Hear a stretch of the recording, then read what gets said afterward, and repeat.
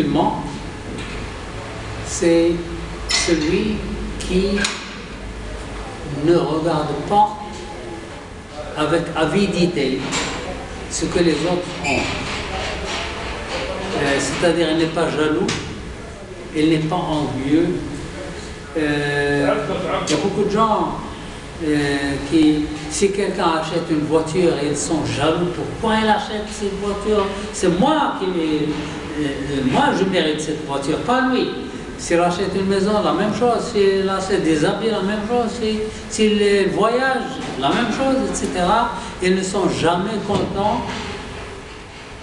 de voir les autres qui jouissent des biens. Lorsqu'on n'est pas content, c'est qu'on n'est pas content de la décision d'Allah. Parce que quelqu'un, qui a donné ce bien à cette personne? C'est Allah. Allah lui donne le bien et toi tu dis non, pourquoi? Non, non. C'est Allah qui fait ce qu'il veut. Dis à lui, Sahtak, Saharaha, je te souhaite tout le bien, mais et aussi je demande à Allah de me donner comme toi ou de me donner meilleur, etc. Demandez à Allah, Allah vous donne, mais ne soyez pas envieux, ne soyez pas jaloux, ne soyez pas, n'ayez pas de mauvais comportement envers les gens. Il faut avoir un bon cœur. Allah subhanahu wa ta'ala dit, il faut combattre. Parce qu'on est des êtres humains, parfois ça peut nous arriver cette chose-là. Par exemple, quelqu'un a quelque chose, mais peut-être le shaitan il met ça dans notre cœur, mais il faut combattre, il faut... Oui, voilà, vous venez de le dire, shaitan.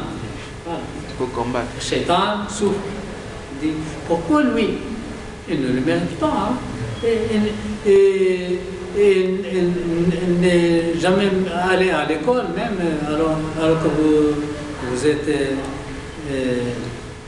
un savant, lui, il n'est jamais à l'école et il a cette voiture, il a cette maison, il a c'est shaitan. Il faut combattre, il faut lutter pour avoir un bon cœur. Et qu'est-ce qu'il vous appelle? Rien. Allah nous donne ce bien. Il faut accepter. Mais demandez à Allah de vous donner comme lui. Si vous dites, oh Allah, donne-moi comme lui, vous avez raison de le dire. En arabe, il y a le hasad et le ghibta. Le hasad, c'est la haine, c'est la jalousie. Le ghibta, c'est ne pas être mécontent de cette personne et demander à Allah de vous donner comme lui. Le ghibta, c'est permis en islam, c'est permis. D'accord, vous avez acheté ceci, très bien, mais je demande à Allah de me donner comme toi. Par exemple, si quelqu'un il fait du bien, oui, mais parfois il fait du mal, c'est-à-dire il peut se lever, mais pendant la journée il ne fait pas des choses bien. Est-ce que ce qu'il fait, est-ce que c'est accepté ou c'est pas accepté, par exemple? Vous dites il est bien, parfois il fait des choses mauvaises. Oui. Lorsqu'il fait le bien, il a le hasanat, lorsqu'il fait le mauvais, il a sirat. Et à la fin, on pèse les deux. Mais ça, vous avez dit que si quelqu'un il se lève qiyam ou layl, il veut le visage d'Allah, il ne peut pas pendant la journée faire des mauvaises choses.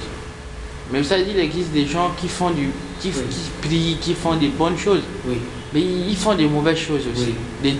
Vraiment des mauvaises choses. Allah subhanahu wa ta'ala a répondu, il a dit Inna al-hasanat yudhibna as-sayyi'at. Il fait de bonnes choses, il fait de mauvaises choses. Lorsqu'il fait de mauvaises choses, ce sont des sayyi'at. Lorsqu'il fait de bonnes choses, il vient par exemple à la salade, et il fait la salade, Allah subhanahu wa ta'ala pardonne ces choses s'ils ne sont pas kaba'ir. Kaba'ir, c'est quoi kaba'ir? Ce sont les grands péchés, comme tuer la personne, nier l'existence d'Allah, le zina, uquq al-walidayn, etc. Tout ça, le kaba'ir. Il faut éviter. Et Allah subhanahu wa ta'ala pardonne les femmes. Et si c'était une ruse? Si c'était une ruse en fait, d'une manière volontaire. Une ruse. Ruse. Une ruse. Oui. Une ruse. Allah subhanahu wa ta'ala pardonneur, il est pardonneur.